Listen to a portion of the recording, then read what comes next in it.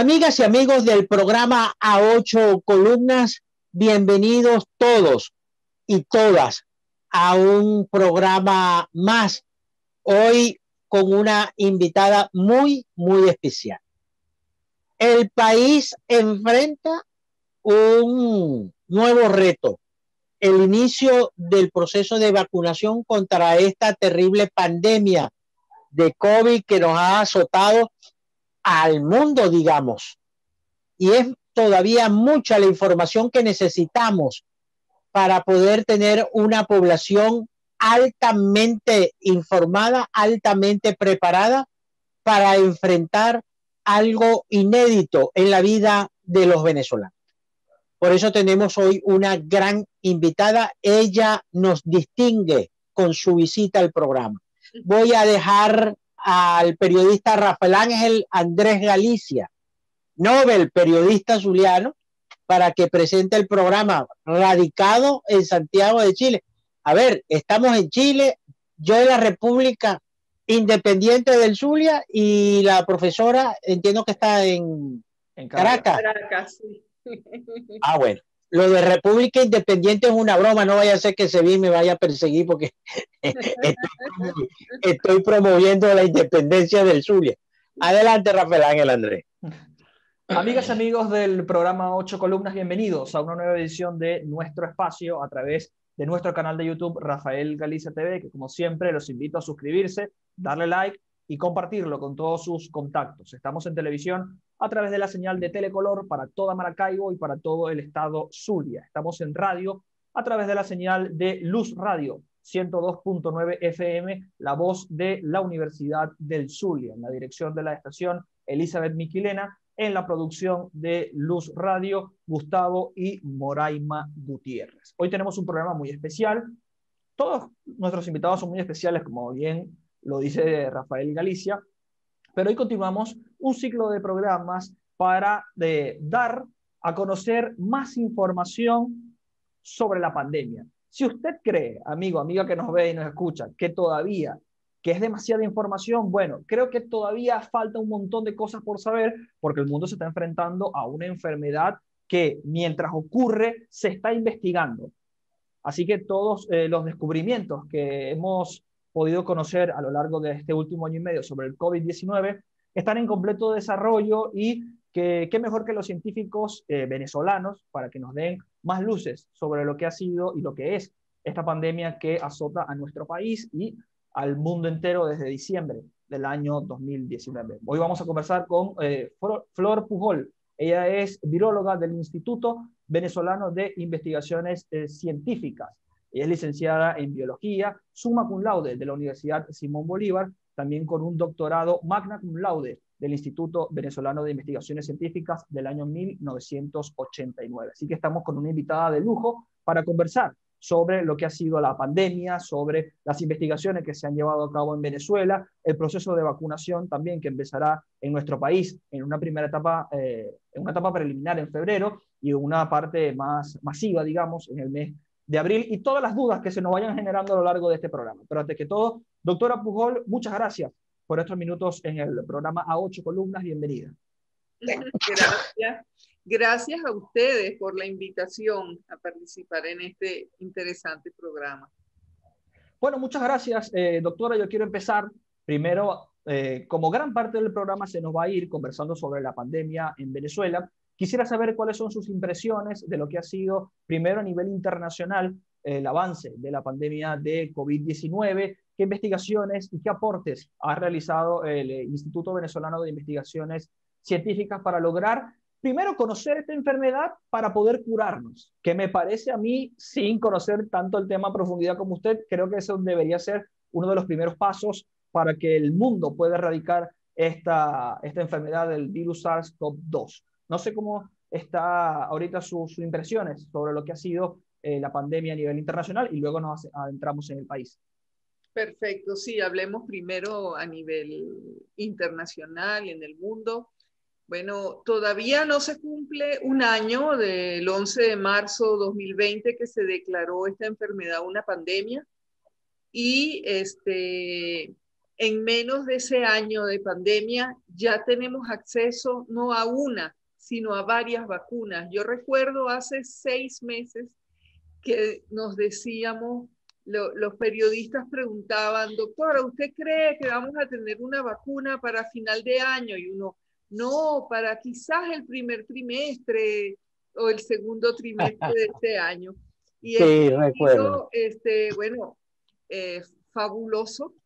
Empezaron a surgir las pruebas de eficacia, cada una más, no, por encima de 90%, la mayoría de las vacunas, la seguridad, nada que reportar, que no sea lo usual, un dolor de brazo, un pequeño quebranto, algunas reacciones alérgicas un poquito más graves con algunas, pero siempre eso puede atenderse, basta con quedarse media hora después de la vacuna y cualquier reacción alérgica se puede prevenir, pues.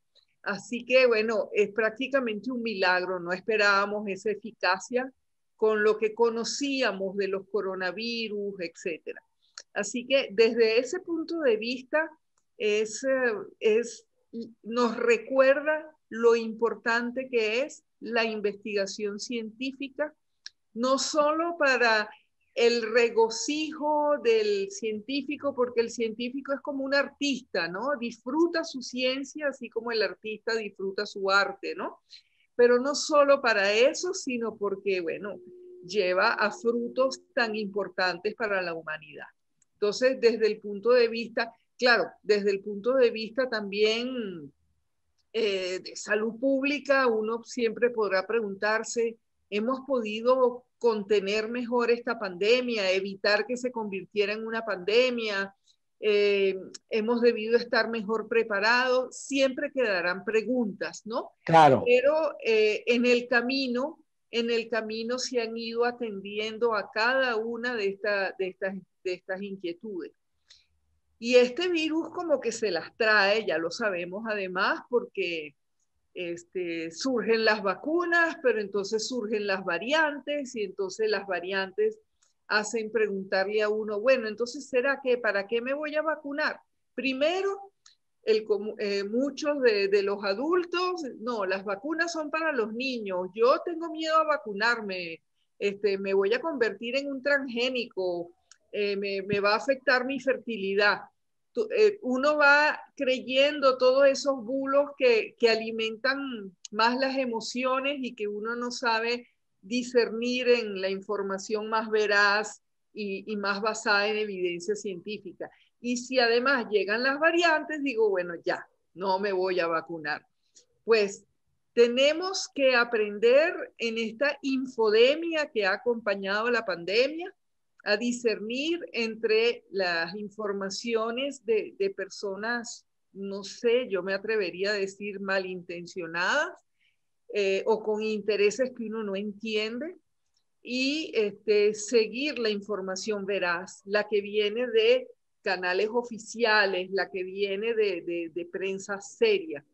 Y esa información nos ratifica que las vacunas son seguras y efectivas y eficaces. Ahora con el surgimiento de las variantes, bueno, las vacunas son un poquito menos eficaces en prevenir la infección, pero siguen siendo altamente eficaces en prevenir las enfermedades graves. Así que eso es otro logro, porque bueno, nos interesa prevenir la infección para cortar las cadenas de transmisión y reducir la incidencia, pues. Pero por lo menos con la vacunación ya vamos a reducir un poco la enfermedad grave.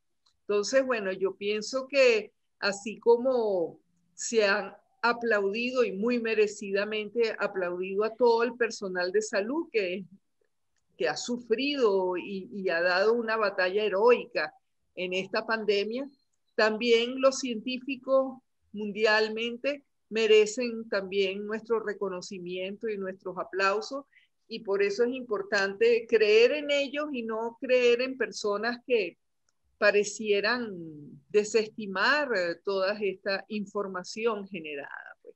Entonces, esto como reflexión mundial sobre lo que ha sido esta pandemia. Bueno, sin duda me parece una reflexión muy importante Creo que, y me sumo a ella, doctora, también, los científicos y los médicos, todo el personal de salud ha quedado en evidencia que son muchísimo más importantes de lo que pensábamos para una sociedad entera. Doctora, ¿por qué el virus, si todas las personas del mundo que lamentablemente se han contagiado de coronavirus y en teoría es el mismo virus, por qué este virus ha mutado en variantes que algunos países se presentan más fuertes, como la variante del Reino Unido y la variante sudafricana? ¿Por qué el virus muta si en teoría todos tenemos el mismo? Sí, digamos, es el mismo virus en el sentido que surgió de un evento de un animal salvaje a un único humano probablemente, y la misión de la OMS viene un poco a desmontar todas estas teorías conspirativas que van de un país a otro, porque tanto algunos en Estados Unidos han proclamado que fue un virus creado en China, y ahora en China también hay ciertas teorías de que fue creado en Estados Unidos. La misión de la OMS ratifica que la hipótesis más probable es que viene de un salto de especie, de un virus de un animal que no es un murciélago, probablemente un animal intermediario que tiene un virus suficientemente parecido a lo que podría ser el virus que infecta a los humanos. Salta de especie, surge ese nuevo virus, es un virus nuevo, y cuando es un virus que, con todo y que hablamos mucho de mutaciones, se parecen mucho los cientos de miles de secuencias que tenemos de él, porque tiene un año y unos meses, un año y un trimestre de vida aproximadamente, quizás ya 4 meses. Sin embargo, las mutaciones ocurren porque son virus, los virus se replican muy rápidamente y ha habido millones de personas infectadas. Entonces va acumulando mutaciones de forma en general al azar. Algunas mutaciones no se fijan, no se mantienen porque son deleterias para el virus, no le permiten multiplicarse bien. Otras mutaciones surgidas al azar pueden ser interesantes, como estas de las variantes. ¿Por qué? Bueno, una de ellas que le permita transmitirse más rápido. Bueno, entonces va a tomar la ventaja sobre el otro virus que no se transmite tan rápido. Es decir, hablamos del otro virus, son virus prácticamente idénticos, solo tienen pequeñísimos cambios a lo largo de su genoma, ¿no? Y esto le permite entonces tomar la ventaja. Bueno, yo infecto 1,7 veces más personas que lo que infecta entonces rápidamente, esto es exponencial, rápidamente infecto más gente y tomo la ventaja y el predominio. Por otra parte, cuando voy infectando gente, siendo el virus, pero ya hay algunos que se han infectado. Entonces esos ya tienen la barrera de anticuerpos, que son los que impiden que el virus abra la puerta con su cerradura, que es su proteína que se une a la cerradura de la puerta para abrir la puerta y entrar. Los anticuerpos se interponen ahí e impiden que ese virus entre. Si el virus ha mutado, la llave es una llave maestra que va a poder evadir esos anticuerpos y volver a infectar a la persona. Entonces, ese virus tiene una ventaja porque no solo infecta a los susceptibles, sino que puede infectar a algunos de la población de que ya debería estar inmune. Y es un poco lo que se ha visto con la variante surafricana y la variante que circula en Brasil con otras mutaciones. Entonces, algunas de esas mutaciones surgidas al azar, algunas le proveen al virus una ventaja, y por eso es que entonces empiezan a surgir, y por eso es que se han levantado las alarmas. Bueno, vamos a evitar que esas variantes se diseminen en el mundo, y por eso fue que se cerraron los aeropuertos en el Reino Unido, y por eso es que estamos haciendo lo que se llama la vigilancia genómica. Es decir, no solo montarle PCR, evaluar por PCR cualquier persona que vaya a tomar un vuelo internacional para asegurar que en el avión no vaya a contagiar y cuando llegue a otras personas, sino que además vamos a detectar qué tipo de virus tienen en cada región. para evitar entonces realizar vigilancia y control para evitar que estas variantes se sigan diseminando. No sé si fue muy técnico, pero digamos, eso es lo que hace que los virus muten. Ellos mutan al azar, pero algunas mutaciones tienen ventajas para ellos y por eso entonces se expanden en el mundo. Bueno, decía mi profesor en la escuela de periodismo que es tarea del periodista descodificar la complejidad de cualquier tema para tratar de llevarlo al entendimiento de todo. Más o menos le entendí. Pero yo quisiera de corazón que usted nos explique hoy un poco en el caso venezolano, el tipo de coronavirus que hemos tenido. Quisiera su impresión sobre mucha gente. A mí me dio, yo soy paciente diabético y estuve muy asustado. Al parecer lo ataqué a tiempo porque al primer síntoma rápidamente acudí al médico y tuve, gracias a Dios y a las autoridades, todo el tratamiento médico. Tuve el Remdesivir, 7 aplicaciones y todo el protocolo. Mucha gente murió en los primeros casos sin que la medicina tuviera un protocolo claro de atención al contagiado. Me gustaría su impresión al respecto, cómo analiza usted a un año de haber aparecido el coronavirus, el protocolo médico de atención, si desea opinar sobre medicamentos y bueno, en el momento que ustedes y yo estamos grabando este programa, se inicia en Venezuela el proceso de vacunación. Entonces viene la pregunta obvia: ¿quiénes se pueden vacunar?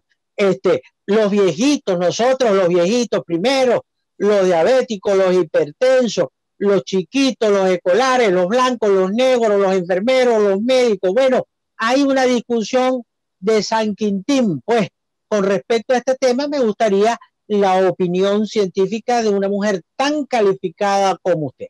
Gracias.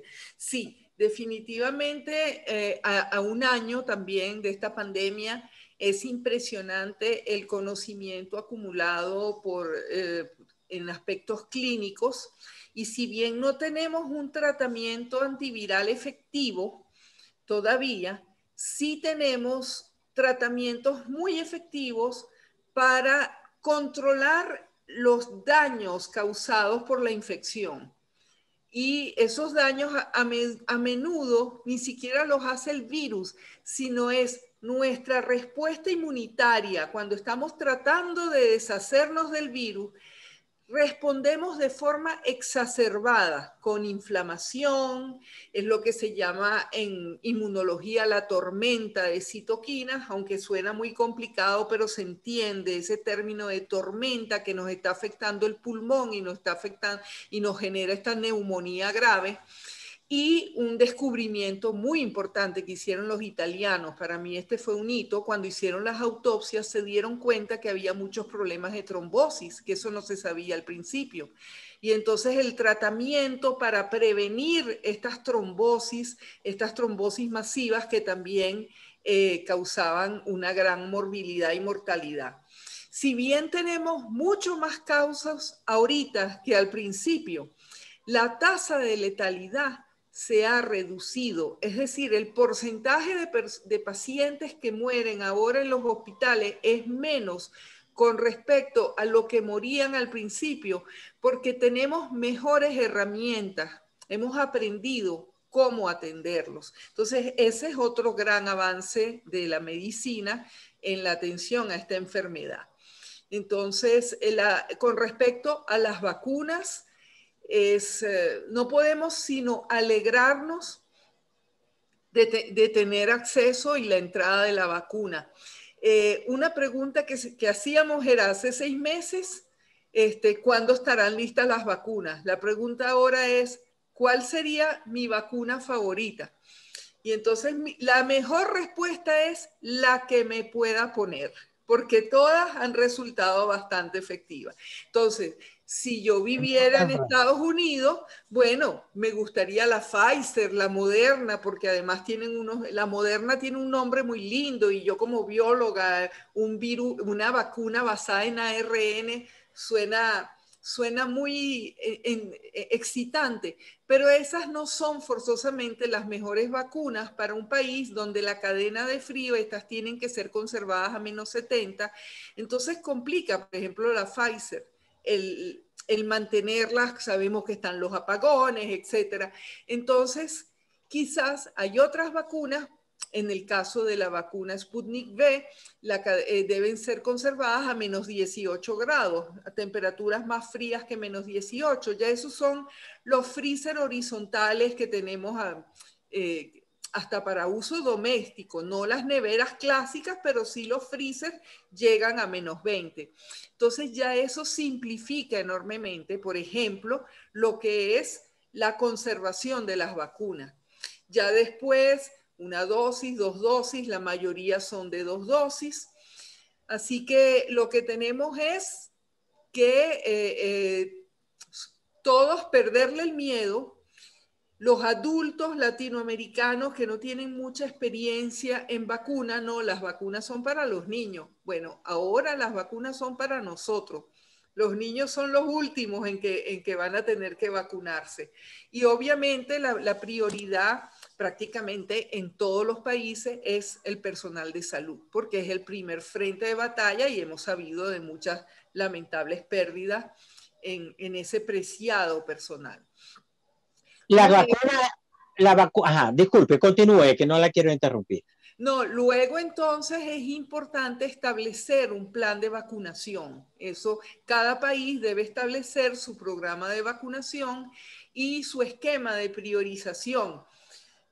Partiendo del personal de salud, en general después vienen las personas mayores de edad. Entonces, dependiendo de la estructura demográfica de cada país, por ejemplo, en Italia hay muchas personas mayores de 80 y 90 años, entonces eso va a ser un grupo importante. En Venezuela quizás la edad sea un poquito menor porque no hay tantas personas mayores. Y así ir estableciendo las prioridades, obviamente también las comorbilidades deben ser consideradas en ese esquema de prioridad y lo que se llama personal esencial, es decir, las personas que tienen que prestan servicios en los supermercados, los maestros, porque tienen contacto con personas, un contacto obligatorio prácticamente. Entonces, cada país debe establecer un plan de vacunación y ese plan de vacunación debe ser transparente. Ahora, deben vacunarse, pueden vacunarse pacientes diabéticos, hipertensos, deben vacunarse. ¿Y qué hace la vacuna? ¿Evita el contagio de COVID la vacuna? ¿El COVID repite? Sí, prácticamente todo el mundo puede vacunarse. Hay muy pocas excepciones. Por ejemplo, personas con una inmunosupresión muy grave, muy fuerte, eventualmente deben consultar con su médico. Igual las mujeres embarazadas todavía no han sido incluidos en los ensayos clínicos, pero ha habido, digamos, mujeres que no sabían que estaban embarazadas, que ya han sido vacunadas y no ha habido ningún problema ahí. Entonces, algunos casos especiales, como dije, prácticamente inmunosupresión grave y mujeres embarazadas que son las que deben ponderar el riesgo-beneficio y consultar con su médico tratante. Sino todas las personas deben vacunarse hasta mayores de 18 años. Ya se está reduciendo la edad hasta mayores de 16 años, pero por ahora los niños no se contempla que deban ser vacunados. Como dije, la vacuna protege contra la infección sintomática. No sabemos si le puede dar un caso que pase asintomático y no nos damos cuenta, pero sobre todo sigue protegiendo contra la enfermedad grave. Y en Israel, que es uno de los países que ha vacunado a más personas por habitante, ha vacunado más de la mitad de la población ya, sí. Hemos visto cómo ya se reduce el número de casos, ni hablar de las hospitalizaciones, en particular en las personas más adultas, que son las que están priorizadas para ser vacunadas. Es decir, que la vacuna sí está interfiriendo en la cadena de transmisión. No podemos asegurar que si yo estoy vacunada, primero, que no todas las personas vacunadas desarrollan los mismos niveles de anticuerpos. Entonces, algunos van a estar más protegidos que otros. Pero aún estando protegidos, no se puede asegurar todavía que la vacuna me impida que me infecte. Pero lo que sí me impide es que esa infección sea muy grave. Probablemente sea muy leve, y al ser muy leve también reduce la probabilidad de transmisión, porque sabemos que los casos graves a menudo tienen más carga viral, es decir, excretan, producen más cantidad de virus y por ende entonces aumenta la probabilidad de transmisión. Bueno, es muy interesante. Sí. Tremenda frase para titular este programa. La vacuna no impide que la persona se contagie, pero sí que el contagio, digamos, sea leve o que los efectos del contagio sean leves. Sí, así lo entendí bien. Sería un poquito más precisa. La vacuna no forzosamente impide, porque probablemente sí impide en muchos casos. No impide forzosamente que la persona se contagie, pero sí impide que desarrolle una enfermedad grave. Ese es el título. Y por tanto, reduciría el número de hospitalizaciones y bajaría la tensión en los sistemas hospitalarios de los países. También como un efecto rebote positivo que es la vacuna. Doctora, es muy interesante escucharla. Vamos a una pausa y al retorno cerramos nuestro programa a 8 columnas con la doctora Flor Pujol. Ella es viróloga e investigadora del Instituto Venezolano de Investigaciones Científicas. Estamos hablando sobre la pandemia y sobre una buena noticia, las vacunas. Una pausa y ya regresamos.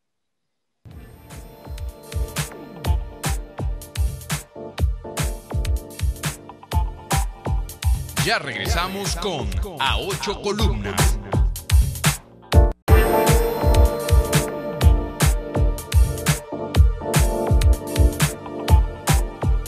Continuamos con A 8 Columnas. Continuamos nuestro programa 8 columnas. Qué extraordinario y con qué pedagogía la doctora Flor Pujol nos ha explicado una cosa tan complicada. Yo me fui al cuarto año a recordar química orgánica y la división celular y cómo se desprendía una neurona y otra. Bueno, esto que nos ha pasado nos ha regresado a los libros. Doctora Pujol, el COVID repite. ¿La persona puede reinfectarse de COVID? Sí, algunas personas, y está ya confirmado, pueden sufrir una reinfección. En general pasan alrededor de 2 meses. ¿Y cómo sabe uno que es una reinfección y no una excreción prolongada? Porque se analiza el virus de la primera infección y el de la segunda y son distintos. Hay suficientes diferencias genéticas entre ambos virus para confirmar que es una reinfección. En general, lo que se piensa es que la primera infección que cursó esa persona no le indujo la producción de una inmunidad vigorosa, sino quizás una inmunidad intermedia. Y eso permitió que se pudiera volver a infectar. Y como hablamos con las variantes, algunas variantes son capaces de evadir un poco esta respuesta inmunitaria y entonces lograr volver a entrar a la célula a pesar de esta respuesta protectora. ¿Cómo es dijo una palabra, vigorosa? ¿Cómo sería una protección vigorosa? En general, la forma que tenemos de medirla es medir los niveles de anticuerpos. Mientras más anticuerpos tengo, probablemente tengo una respuesta más vigorosa a la infección. Pero a su vez, ¿cómo tengo más anticuerpos? ¿Cómo me protejo más? Es lo que quiero preguntar. Bueno, con la vacuna induce niveles aún más vigorosos de anticuerpos que una infección natural. Y es por eso que se recomienda vacunar, no hay contraindicación para vacunar a las personas que han tenido un episodio de coronavirus. Ahora, doctora, se adelanta, creo que respondió mi pregunta, pero se la voy a formular igualmente. ¿Las personas que ya pasaron la infección del COVID-19 deben vacunarse o ya generó su cuerpo una inmunidad suficiente para no vacunarse? Sí, en general probablemente ya tienen inmunidad suficiente, pero no, como les dije, no hay contraindicación para volverlos a vacunar, porque se sabe que al volverlos a vacunar se repotencia esa inmunidad y se vuelve más vigorosa. Lo que algunos países como Francia, por ejemplo, recomiendan ya lo están recomendando, es que si uno ha tenido un episodio comprobado, no es que yo creo que me dio coronavirus, sino que tuvo la PCR positiva, etcétera, le aplican una sola dosis de la vacuna porque es suficiente, porque ya esa primera dosis equivale al refuerzo que le damos a las personas cuando le damos la segunda dosis. Entonces, para las vacunas como Moderna, Pfizer, AstraZeneca, que la primera dosis y la segunda son iguales, pues entonces economizo algunas vacunas porque voy a utilizar una sola dosis.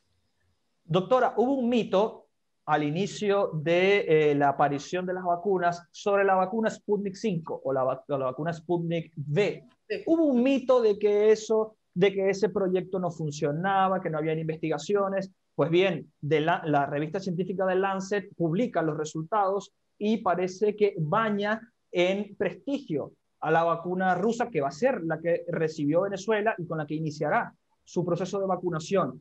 ¿Qué investigación ha hecho el IVIC sobre la vacuna rusa del Instituto Gamaleya, más concretamente, sobre la primera dosis o el primer proyecto de vacuna que se va a aplicar en Venezuela? ¿Cuál es su opinión sobre la vacuna rusa y sobre los efectos que podría causar? Y si después de este tipo de vacuna, por ejemplo, Venezuela tendría acceso mediante el mecanismo COVAX a la vacuna de AstraZeneca.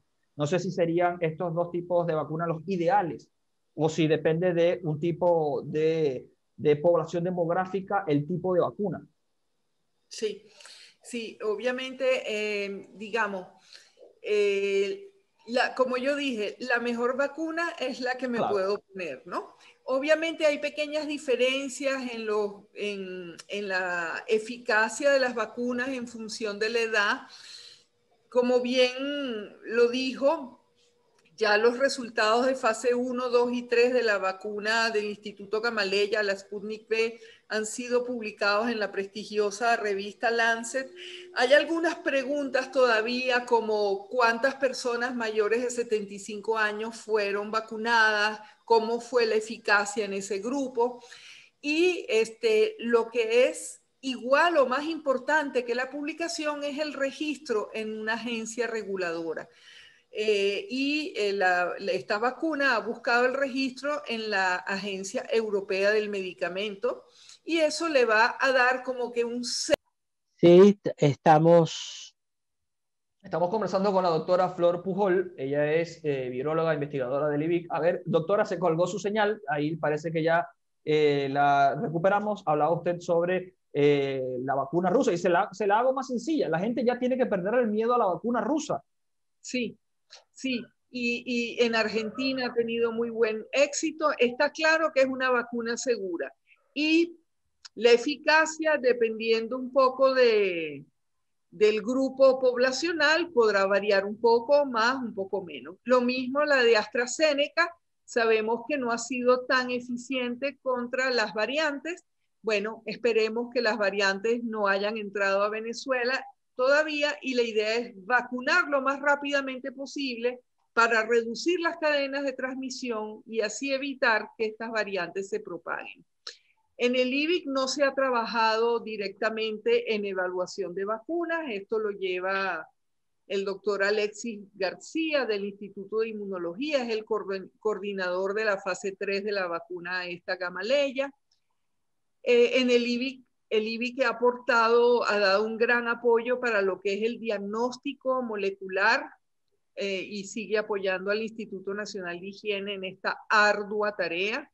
Y yo me permito extender unas felicitaciones a todos estos que están trabajando arduamente, sin vacaciones, de día y de noche, evaluando todas estas pruebas moleculares. No son suficientes, pero bueno, tenemos que aplaudir a los que están haciendo las que se están haciendo.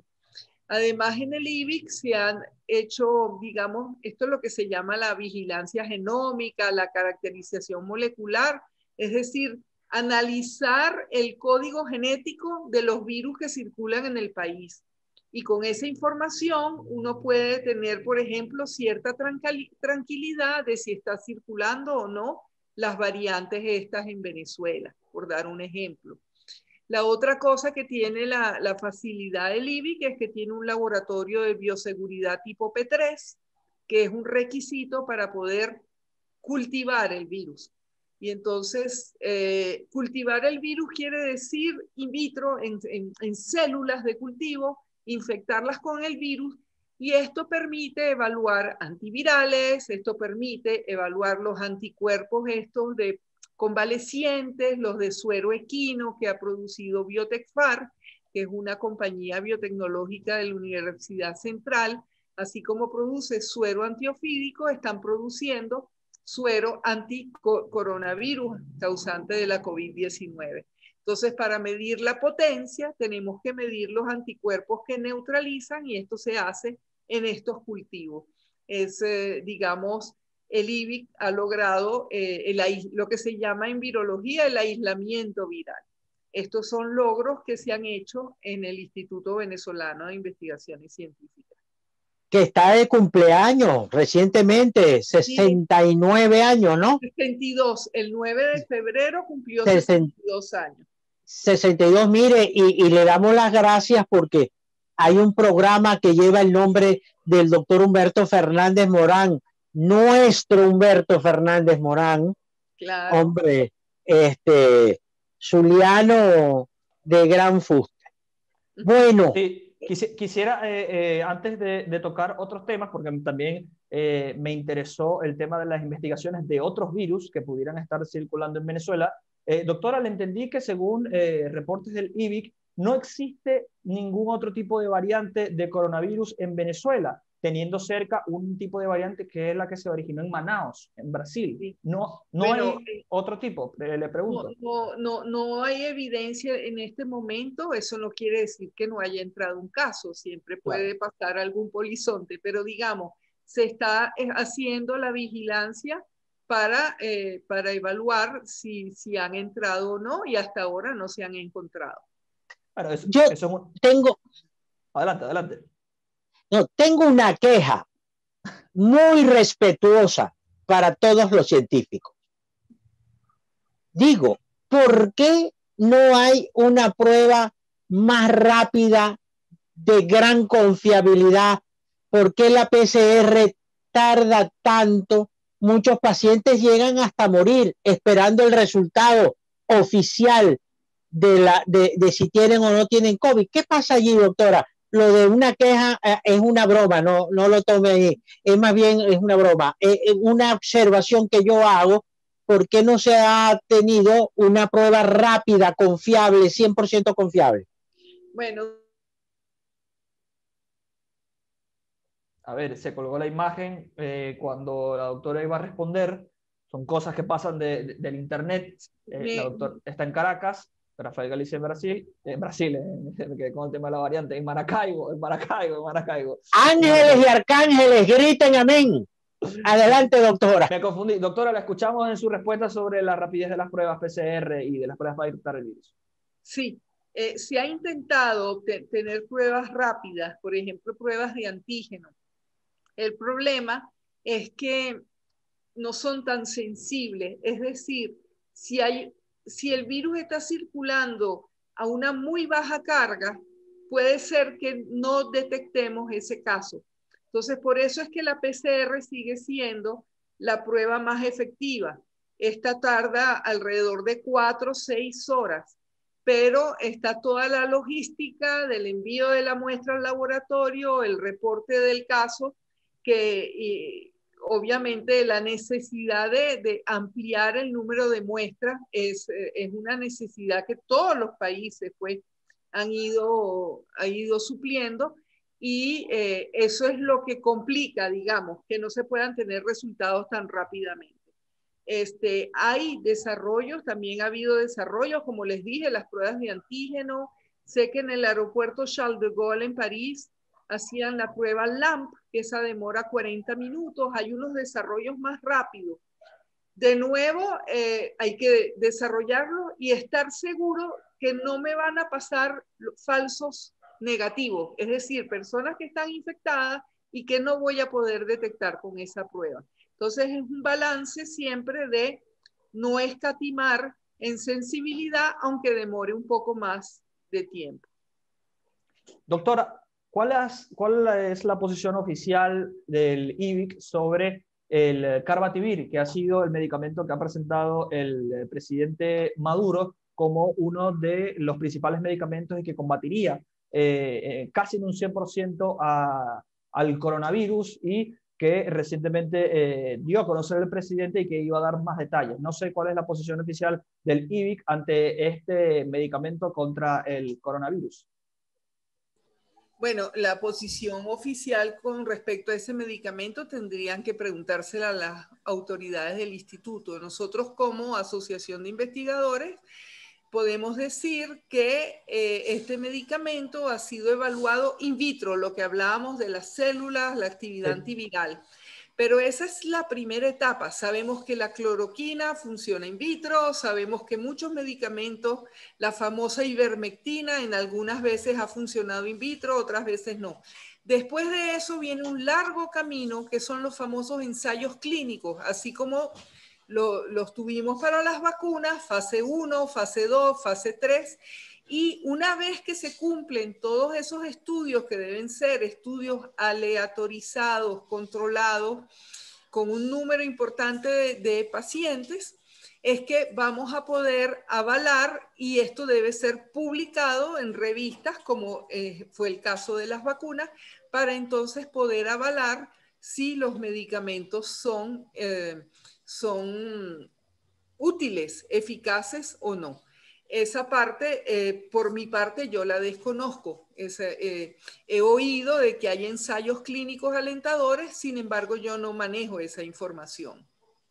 Doctora Flor Pujol, ¿es posible evitar el contagio del COVID? Yo tengo posibilidades de consumir algunos medicamentos para evitar ser contagiado de COVID. No tenemos, como dijimos, que las medidas de prevención. Yo pienso que de todo lo que hemos hablado, la prevención es la mejor herramienta que tenemos todavía para combatir esta pandemia. Y la prevención es las vacunas, son las mejores herramientas, sobre todo contra las enfermedades virales. Siempre vale la pena recordar que la viruela, una enfermedad viral muy famosa, fue erradicada gracias a la vacunación. Y luego, la otra herramienta, aún estando vacunados, mientras no se reduzca la incidencia en un país, es la prevención, lo que sabemos: distanciamiento físico, mascarilla y lavado frecuente de manos. Y yo insisto mucho en estas tres cosas, porque mucha gente cree que o porque va a estar vacunado o porque tiene una mascarilla, no tiene que evitar el distanciamiento, puede dejar de distanciarse de los 2 metros. No, es una mezcla de todo lo que ayuda a reducir la incidencia. Entonces, es importante que mantengamos la prevención, que es la mejor herramienta que tenemos contra esta enfermedad. ¿El consumo de alcohol es contraproducente contra el coronavirus? en exceso porque nos haría reducir nuestras medidas de prevención, y en todo caso no vamos a esterilizar nuestras vías de entrada del virus consumiendo alcohol, pues. Así que no es beneficioso. Sobre todo, la pregunta es buena en un país como el caso de Venezuela, La doctora se sonríe, no sé qué pasó con la... Fue capciosa quizás la pregunta. No, porque hay gente que dice, bueno, no, yo me voy a tomar unos tragos, pero mira, chico, el coronavirus. Bueno, no, voy a tratar de desinfectar mis vídeos. Eso no tiene ningún efecto. Y el otro problema del consumo de alcohol es que tiene que ver con una práctica social donde probablemente vamos a tener un acercamiento, quitarnos la mascarilla, y por eso entonces los bares han sido cerrados en muchos países por esto, porque son fuentes de contagio importantes. Bien, doctora, yo le quiero agradecer estos minutos con nosotros, ya llegamos al final del programa. Oye, yo quiero una ñapa. Esto ha sido muy interesante. Una ñapa, decimos en Maracaibo, doctora. Sí. Dime. Mi última pregunta, doctora, sería okay. más que todo una reflexión sobre si usted cree que el mundo va a poder erradicar el coronavirus o este virus llegó para quedarse en el mundo. Yo creo que este virus llegó para quedarse, pero eso no quiere decir que sus efectos vayan a ser tan dañinos como lo son actualmente o como lo fueron el año pasado, porque cada vez acumulamos más herramientas para controlarlo. Recordemos la influenza, no hemos podido erradicar la influenza y son enfermedades por su mecanismo de transmisión, que hay personas asintomáticas, etcétera, que es prácticamente imposible erradicar. Pero sí vamos a poder controlar y probablemente, si no este año, el año que viene, vamos a poder retomar buena parte de la normalidad de nuestras vidas que ha sido tan afectada en todos estos tiempos. Aunque también hemos adquirido, nos ha hecho reflexionar, nos ha hecho darnos cuenta que muchas cosas que parecían indispensables, pues nos hemos pasado de ellas de forma muy fácil. Hemos contribuido a mejorar las condiciones que afectan el cambio climático, por ejemplo, y buena parte de nuestra fauna y flora silvestre quizás se ha visto beneficiada con esta pandemia. Así que es importante que aprendamos la lección, también la importancia de no intervenir tanto justamente en la fauna y la flora silvestre para evitar que vuelva a surgir un salto de especie y una pandemia tan grave como esta que ha ocurrido, y eso lo tenemos como un potencial a la vuelta de la esquina si se siguen comercializando animales exóticos para consumo humano, etc. Exacto, la iba a precisar. Esa gente que come culebras, que come vampiros, que come ratas, que come... Horrible eso, doctora. Bueno, contraproducente. Entonces, dadas las temperaturas de la República del Zulia, de 50 grados a la sombra, 40, la vacuna Sputnik 5, ¿usted la considera apta para nosotros, para nuestro clima? Siempre y cuando pueda ser mantenida en un freezer por debajo de menos 18, lo único es que se va a descongelar muy rapidito, ¿no? Normalmente uno saca el vial congelado y hay que esperar que se descongele unos 7 minutos, probablemente en Maracaibo no va a durar más de 1 minuto antes de descongelarse, y hay que aplicarla rápidamente a los que vayan a vacunarse. Así es. Bien, doctora Flor Pujol, muchas gracias por estos minutos con nosotros en el programa A 8 Columnas. El placer fue mío y gracias por esta entrevista.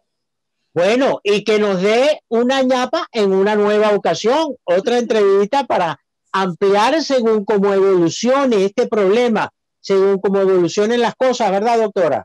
Con mucho gusto. Qué bien. Bien. Los paisanos. Amigas, amigos del programa 8 Columnas, vieron y escucharon a la doctora Flor Pujol. Ella es viróloga e investigadora del Instituto Venezolano de Investigaciones Científicas. Hablamos sobre el papel del IBIC en esta pandemia que vive nuestro país y el mundo entero. Conversábamos sobre la pandemia y sobre las vacunas. Creemos que la comunicación sobre lo que vive el mundo en este momento es vital, y que los grandes científicos venezolanos y también internacionales hablen y den su opinión es muy importante para dar sobre todo un mensaje de tranquilidad a las personas para que se vacunen y logremos salir de esta terrible pandemia que estamos viviendo desde diciembre del año 2019. Si llegaron a esta parte final, les agradezco. Como siempre, los invito a suscribirse, darle like y compartir nuestro canal de YouTube Rafael Galicia TV, donde va a poder ver este programa y todos los del nuevo ciclo de A8 Columnas. Recordarles que estamos en televisión a través de las pantallas de Telecolor. Estamos también en radio a través de la señal de Luz Radio 102.9 FM, la voz de la Universidad del Zulia. Y les recuerdo, amigos, ¿dónde está la noticia? Antes de cerrar mi programa, le escuché a la doctora decir que es zuliana. ¿Usted es zuliana? No. Yo soy caraqueña. Ok. Pero bueno, somos todos paisanos. Qué susto, porque dijo paisano. ¿Será que es zuliana? Si es zuliana es otra cosa. Donde está la noticia, está Galicia. Más vale creer en Dios que en hombres poderosos. El Señor bendiga sin límites al pueblo zuliano. Amén. Amén.